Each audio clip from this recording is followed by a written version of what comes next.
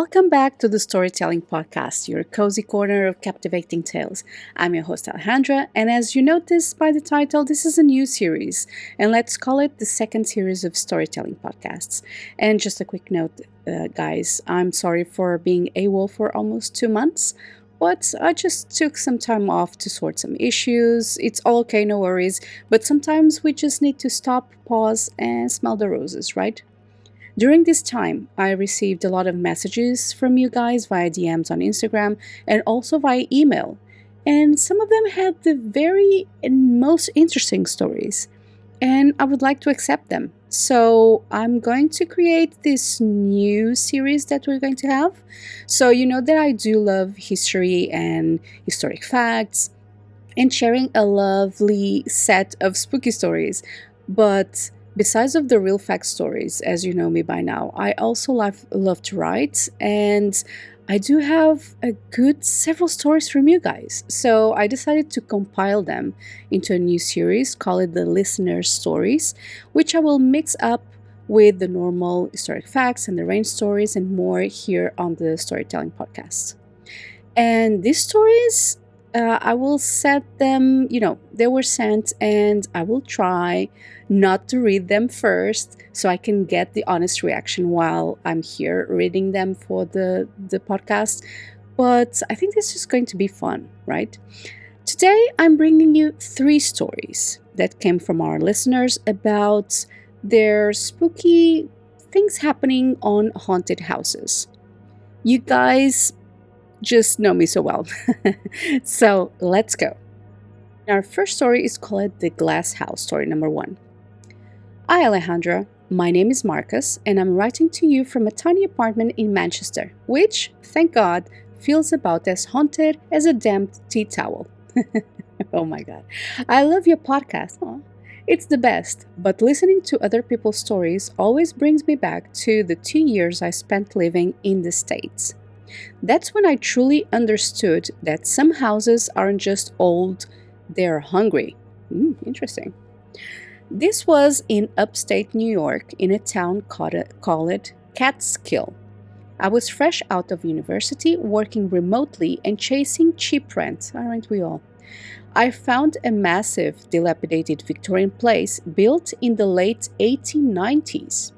The rent was impossibly low, and the listing agent just kept saying it has character. Character indeed. Side note, seriously, listeners, when the rent is low for something that is massive, it's haunted. Well, it's always haunted. Back to the story. The house was known locally as the Glass House, not because of windows, but because the original owner, a retired shipping merchant called Silas Thorne, was an obsessive collector of porcelain, crystal, and mirrors. Every single surface was covered in delicate, dust-covered objects. There wasn't a room that didn't feel cluttered or watched. The first sign was the cold. It was summer when I moved in, but there was a hallway just off the kitchen that was perpetually freezing. I'm talking about the genuine deep winter chill that hit you the second you stepped over the threshold, no matter what the thermostat said. I tried everything, sealed vents, buying space heaters, but nothing touched it. It felt less like a draft and more like standing in the open door of a freezer. Interesting. Then came the sounds. Silas Thorne's collection were everywhere, right? But I started hearing soft, tiny clinks, like porcelain bumping porcelain. Those clink clink when porcelain just touch on other china. Or the gentle ring of crystal. I suppose that it's like when you put on the cup and you rub it with water or something. It always happened late at night around 2 to 3 a.m. Aren't they all? At first, I assumed it was the old house settling, maybe mice, or the heating system kicking in. But it never stopped. It was quiet, rhythmic, and always seemed to be moving from one room to the next, as if someone was walking very carefully through the museum of the house adjusting things. So for what I'm understanding, so you rented a house, or you rented the whole house with the museum on. So it might be it for what I'm just reading. Um, Back to it. One night, I'd finally had enough. I grabbed my phone, I turned on the flashlight, and went looking. And that's how it starts the horror movies, right? The clinking was coming from the second floor sitting room, which was crammed with display cabinets. I crept up the creaking stairs, my heart pounding this ridiculous rhythm against my ribs. I paused outside the door and the clinking stopped. It was silent, just a dry, dusty air. I pushed the door open, flashing the light around. Nothing. No mouse, no dropped item, nothing visibly disturbed. I am sighing, ready to write it off as anxiety, when my light caught a display cabinet. It was full of tiny, delicate porcelain shepherdesses. I remember counting them when I moved in 12. Now they were 11. Just one was missing. I searched everywhere, convinced that somehow I missed it on the floor, but it was gone. The next night, the clinking started again, but this time it was louder and closer. I didn't go looking. I just lay there paralyzed, listening to it move down the hall, past my bedroom door, and stop right outside the spare room. In the morning, I checked the spare room. It was crammed with antique hand mirrors. The missing porcelain shepherdess was sitting directly in the center of an ornate black velvet hand mirror. In the dusty mantelpiece, oh heck no. It was a completely new arrangement, an intentional placement. No. This is when the fear really set in, you think? It wasn't just sounds, it was intelligent. Something was rearranging Silas Thorne's collection. Could it be someone living there that you didn't know, maybe? The cold spot in the kitchen hallway started expanding. It grew over the weeks, creeping into the kitchen itself, making it almost impossible to cook or even stand there comfortably. And the objects began moving more often. Dude, why didn't you just left? I know it's always the money, right? One afternoon, I was working in the living room. It was maybe 4 p.m., bright daylight. I had a beautiful, heavy crystal glass, a piece of Silas, sitting on a coaster on the coffee table. I reached for it, and as my hands closed around the rim, a loud, sharp crack echoed through the room. I jumped back, dropping the glass. It wasn't broken, but the coaster beneath it was cracked clean in half. It was a thick ceramic coaster, and it looked like something had hit it with a tremendous force from underneath the table. Okay, guys, I'm reading this as I go, so I just received the email, and I'm reading it. That's why it sounds like almost mechanic, but yeah. I started to feel like the atmosphere of the house was a physical thing pressing down on me. I'd walk by a mirror and catch a flicker of movement behind me, but when I spun around, there was nothing. It was like a game of catch me if you can with a deeply malicious entity. So by now, you are just 100% entirely know that it's an entity, okay? And you still were there. The climax came a month before I finally fled. I was asleep when I was woken by a deafening crash. This wasn't a soft clinking, this was a violent, glass shattering sound. I flew out of bed and ran to the main living room. The large leaded glass cabinet where Silas kept his most prized Victorian dolls, oh no, was on its side. It was massive, heavy mahogany. It would have been taking two strong people to tilt it, and the glass was completely exploded and dolls scattered everywhere. Okay, guys, dolls, it's a no. It's a no for me. But the most terrifying thing wasn't the mess, it was the temperature. The entire living room, the whole massive space, was now the same unbearable sub zero cold from the hallway. And in the very center of the freezing air, where the cabinet had stood, was a distinct shadow. It was a tall, narrow, and a perfectly solid, standing there in the moonlight, streaming through the window. It wasn't a shadow cast by the moon or the furniture. It was a shadow that generally owns its own dark. So those kind of like black voids. Um, and then, very slowly, the shadow started to move towards the shattered cabinet, reaching a long skeletal darkness toward, so like like a hand, toward a doll's porcelain face. I didn't wait to see if it would pick it up. I ran. Good thing for you, Marcus. I grabbed my keys, my wallet, and literally nothing else. I drove 2 hours, checked into a motel, and never went back. I lost my deposit and a lot of decent furniture, but honestly, it was the cheapest escape I've ever paid for. I learned the history later. Silas Thorne died alone in that house, right there in the living room, surrounded by his treasures. They say he was furious that his greedy nephews were coming to sell his beloved collection, and he swore that no one would ever touch a single piece. I truly believe I was living with his possessive frozen rage, and he was still collecting, still adjusting, and still guarding his precious things. Thanks for letting me share this, Alejandra. I get the chills every time that I think about that shadow reaching for the doll. Thank you very much, Marcus, for sharing this.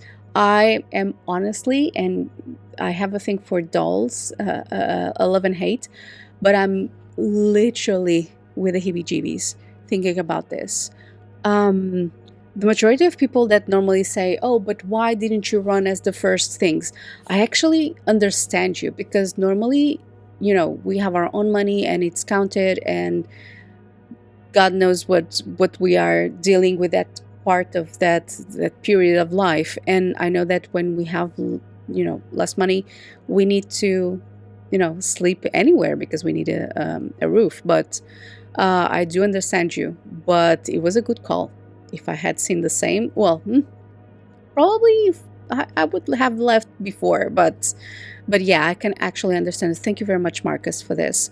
And I'm sorry if I read it like a very much of a robot, but I'm reading as it goes, guys. So bear with me. Thank you very much, Marcus, for sending me this. And I'm jumping to the story number 2, which it's called The Nursery Rhyme. Okay. Hi, Alejandra. I'm a long time listener, first time writer, and I hope this story is exactly the kind of unnerving, slow burn horror your listeners love.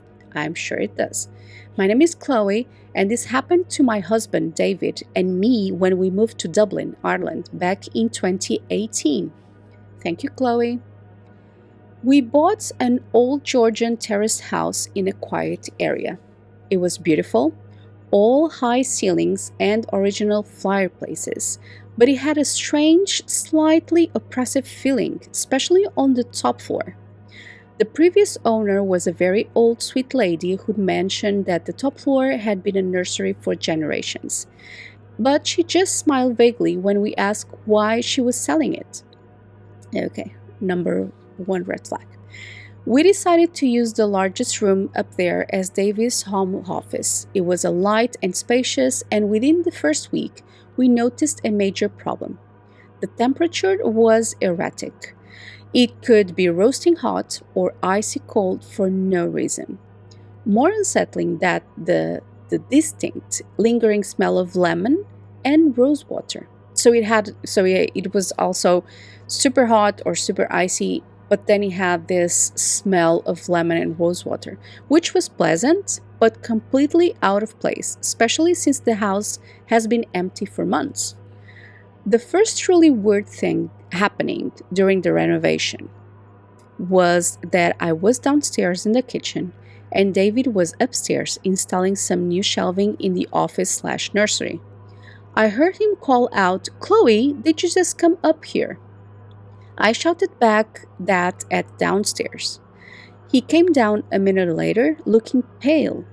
He said he'd heard someone clear their throat softly right behind him, and then felt a small tug on the bottom of his shirt. When he turned around, of course, nothing was there. He laughed it off, but his eyes were wide. Ooh. Then the singing started. Oh, hold on. This has music. And it wasn't a tune I recognized, and it wasn't a voice I could place. It was a child's voice, thin, breathy, and slightly off key, always humming and singing a very simple repetitive sequence of notes. If only ever from David's office. No, sorry. It only ever come from David's office and always between 1 a.m. and 4 a.m. And it was barely audible. You had to hold your breath and strain to hear it. At first, we thought it was just noisy neighbors, maybe someone with a late night radio. But the pattern was too consistent and the sound was just inside the house. We started sleeping with earplugs. Oh my gosh. Which helped, but didn't stop the singing entirely. One morning, David woke up absolutely distraught. He hadn't just heard the singing, he'd heard words. He described them as an old, almost nonsensical rhyme about a little bird in a window. I don't know that one. He said the singing stopped abruptly, and then immediately afterwards, he heard the sound right next to his ear, like a child's wet whisper, which he couldn't make out, but which made his skin crawl. Listen. After dolls, it's kids. Everything that you put kids, it's super creepy, don't you think? Continuing, we eventually found a very old faded photograph. Here we go. Stuck behind a built-in wardrobe in the office. It was a sepia-tone picture of a little girl, maybe 8 or 9 years old, standing rigidly by the window in that very room. Oh no. She had a serious, unsmiling face and was wearing a white dress. Please not be what I'm thinking. We figured she might have been one of the children who grew up in the house. The photograph seemed benign, so we propped it up in the mantelpiece of the living room, thinking it was sweet nod to the house history. Okay, it was you had a good heart in that case, but no. And Chloe says, that was a huge mistake. There we go. The singing became much bolder after that. It was louder, clearer, and far more insistent. It started playing during the day too, always from the office. One afternoon, I was cleaning downstairs and clearly heard a voice singing the same little bird rhyme. I crept up the stairs. The sound was definitely coming from David's office. I was shaking, but I pushed the door open. The room was empty. The sound cut off instantly. But I wasn't alone. As I stood there, the smell of lemon and rosewater hit me with such forceful, suffocating intensity that I felt sick. And on David's desk, where he always kept the stack of papers weighed down with a smooth river stone, every single sheet of paper was covered in childish scribbles. Oh no. No, not ink, but faint pencil scratches drawn over and over again. A single crudely drawn circle. Girl, run. I backed out slowly, closed the door, and went straight to my phone. I searched for the house's history. It took a while, but I found an article from 1920s. A small girl named Elara O'Connell, the daughter of the family who owned the house, had died suddenly of scarlet fever in that very room, which was their nursery.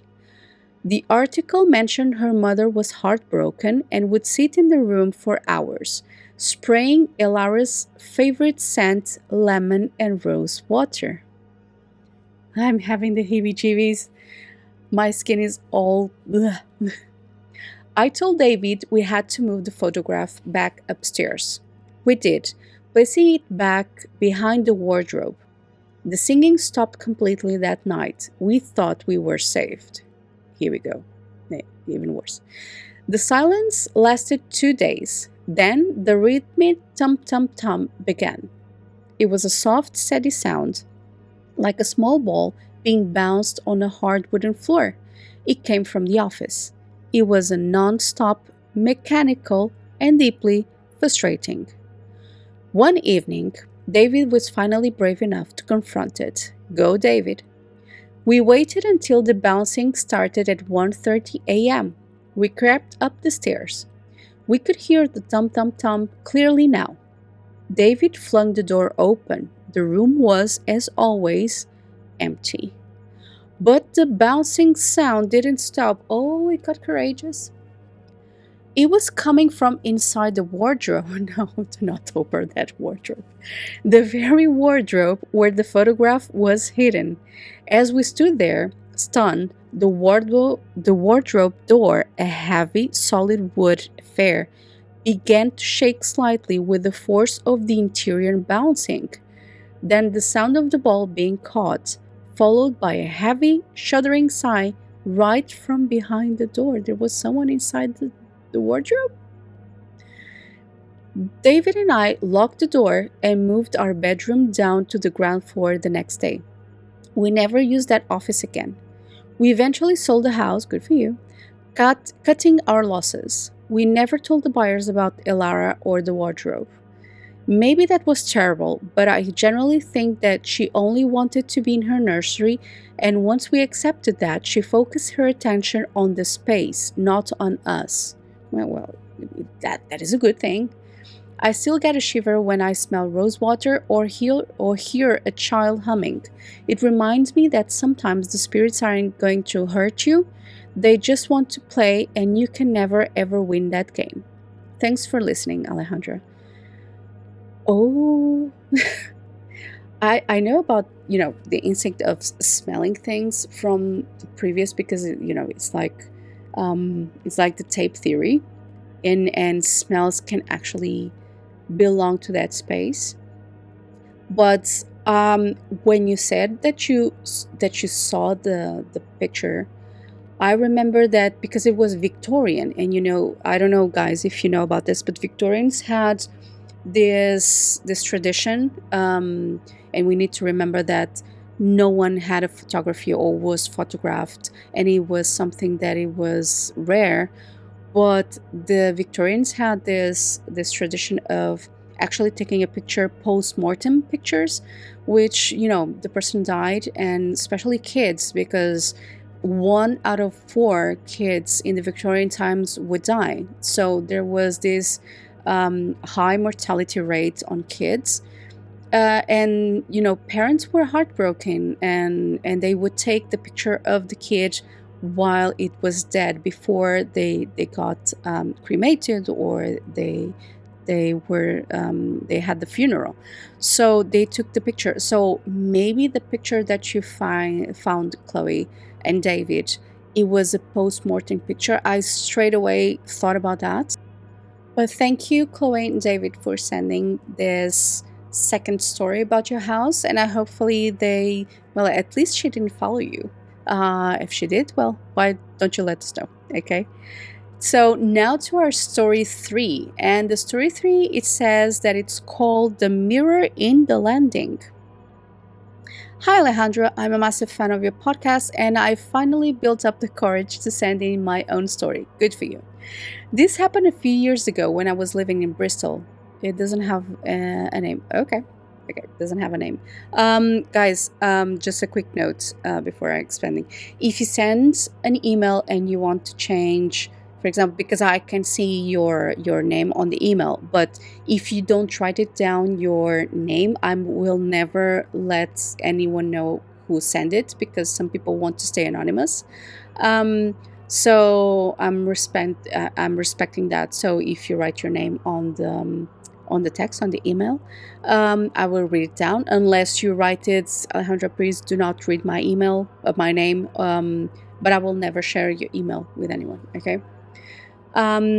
back to the story number 3. Hi Alejandra, I'm a massive fan of your podcast. I finally built up the courage to send in my own story. This happened a few years ago when I was living in Bristol, UK. I was renting a room in a beautiful but very odd shared house right near the city center. The house was enormous, 3 stories tall, and the landlord had filled it with quirky, antique furniture and fixtures. The one piece that dominated the whole place was a huge floor to the ceiling mirror. It sat on the main landing between the first and second floors.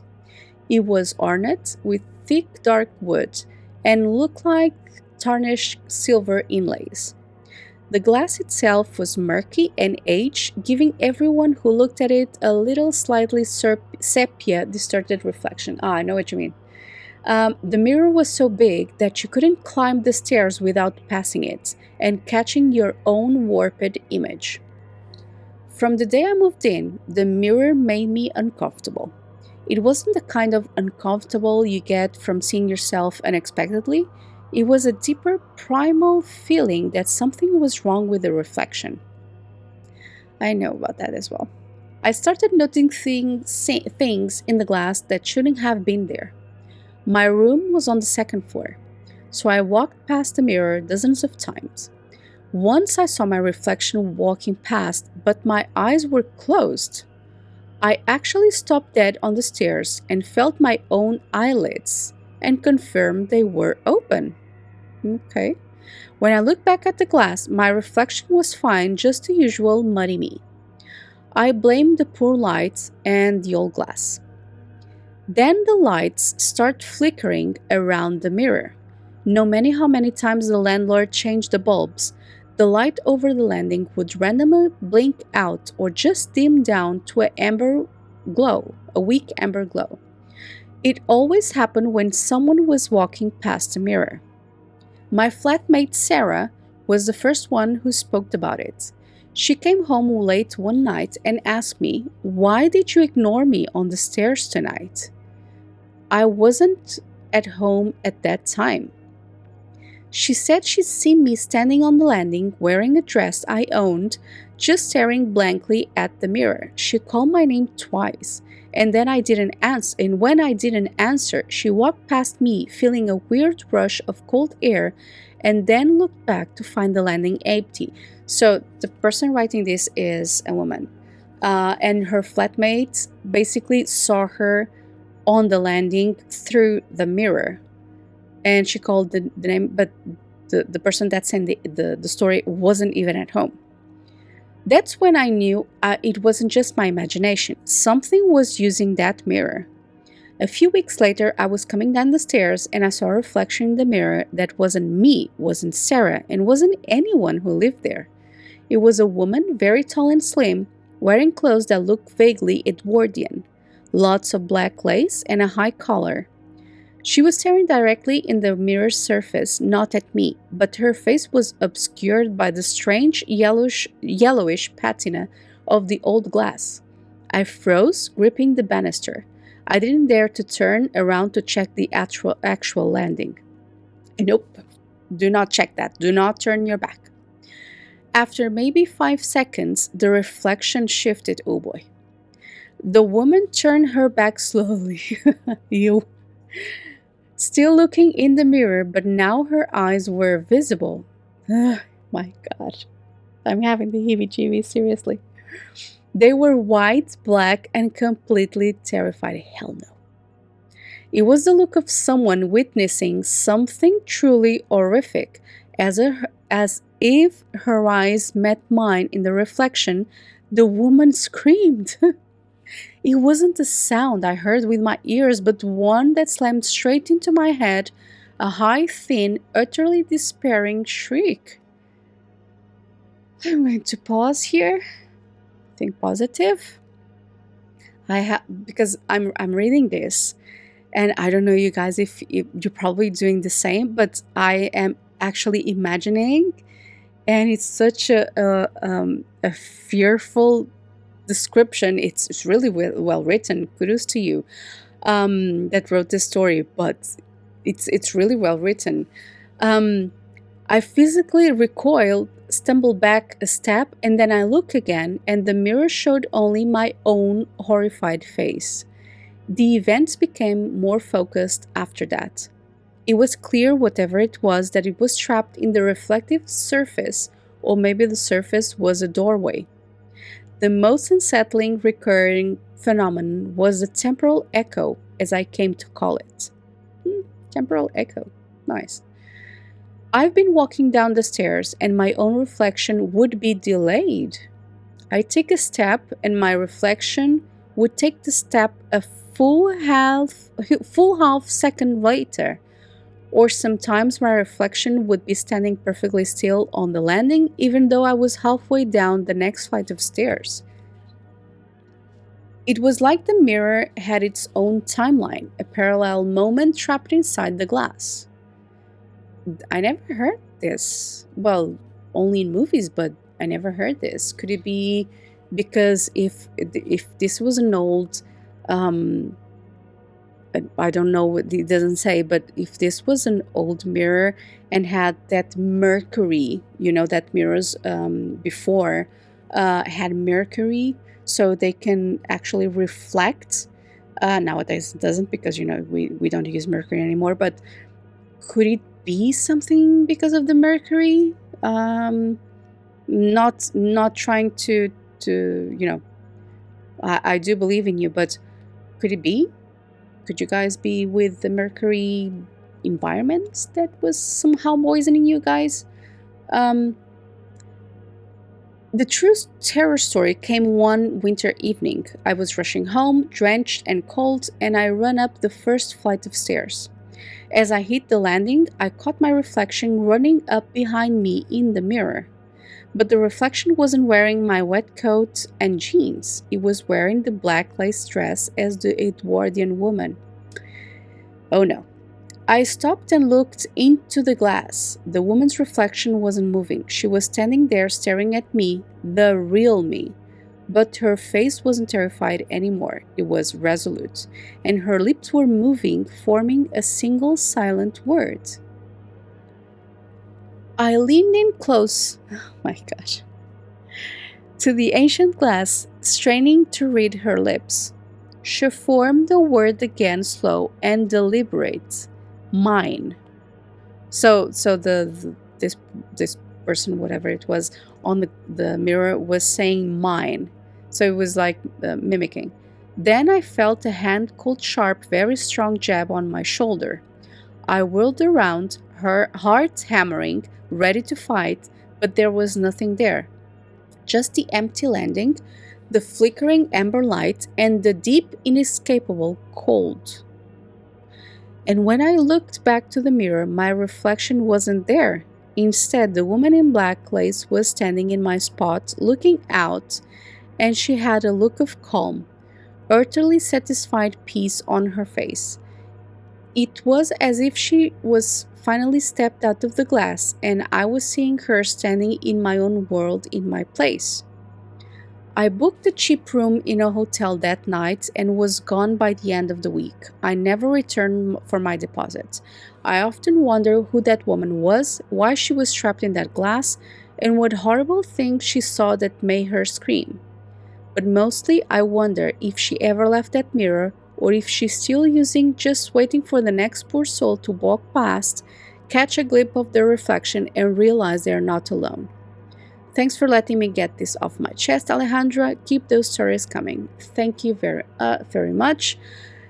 And thank you for this story. And I haven't heard a story this good for so long, not minimizing the other stories, of course, but I want to believe this 100%, but could this be because of the mercury that I was telling you, that maybe you guys, and not minimizing, because there are some strange stories that I have been reading, but could this really be about mercury and you guys were poisoning and slowly having, you know, not daydreaming but day nightmares?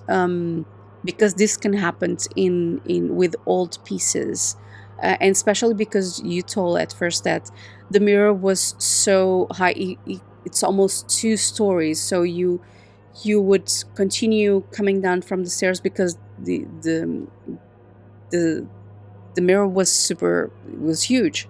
So maybe the concentration of mercury could be poisoning you guys slowly, but doing it, and that could be resuming. It's just my logical me, my rational trying to find that. But thank you very much for this story. And guys, this was the three stories that I had about haunted houses on this listener stories series. And this was today's episode, and I hope you liked it. And comment below and share your thoughts. And it's always nice to hear from you guys. And I promise I have other episodes ready for you here weekly at the Storytelling Podcast. Thank you for listening, and please remember that if you'd like to send your stories or special topic to be shared in the next episodes, please send it to thestorytellingpodcast8080 at gmail.com, or follow me on social media at the Storytelling Podcast Official. Before you go, if you haven't done already, I would love for you to click on the follow or the subscribe button, and see you on the next episode.